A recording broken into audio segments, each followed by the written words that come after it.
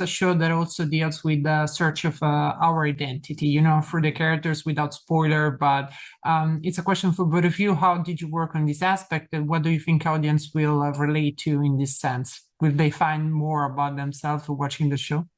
And I think it's a good question for you to answer because this is, for me, what I always thought was one of the hardest, exercises as an actor that I've seen or on a project that I've worked on, where you're asking an actor to play multiple versions of themselves and then one that merges those versions. What was your process like? I think it was very important to identify where the last journey was left off and the truth of who this person is once her memories were erased, because she had to build a new life, and that life was built for a certain number of years. Who knows, she could have had a boyfriend, she could have had heartbreak, she could have not had that, she could have been traveling.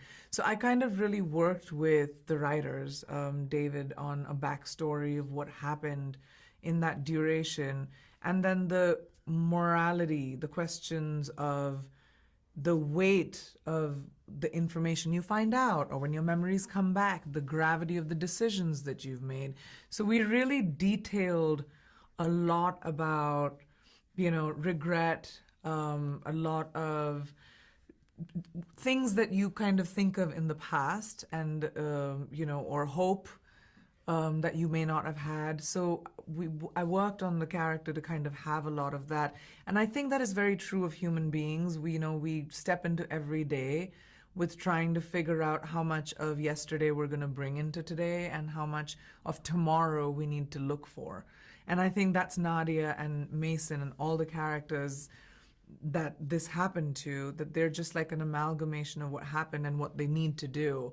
And it's figuring it out. That was a lot of fun. I do think that the audience is going to be very busy trying to see us figure out their lives, that I don't know if they'll even get into themselves. But I think it'll make people think about it. I think it'll make people think about what they really are and who they really are and the choices that they've made. So, and I think that Nadia looks like a superhero, and Joe, you have a quite, experience on this side. What do you think, since spy and superhero are really compelling on the screen, what do you think is the main difference between them? Well, it's interesting, right? As spies are grounded in the real world, they're bound by the rules of physics, right? They bleed. Yes, they bleed. They can be shot.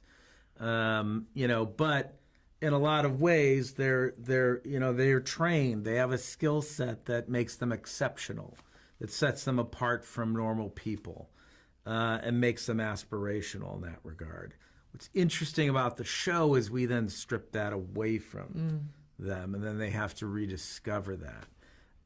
And so in a lot of ways, it's characters who were superheroes who have completely forgotten their past of being a superhero and build these entirely new lives and then have this past thrust back on them.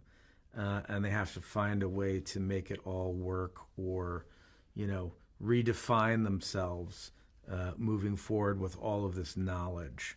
And that, to me, is probably the most compelling aspect of the show.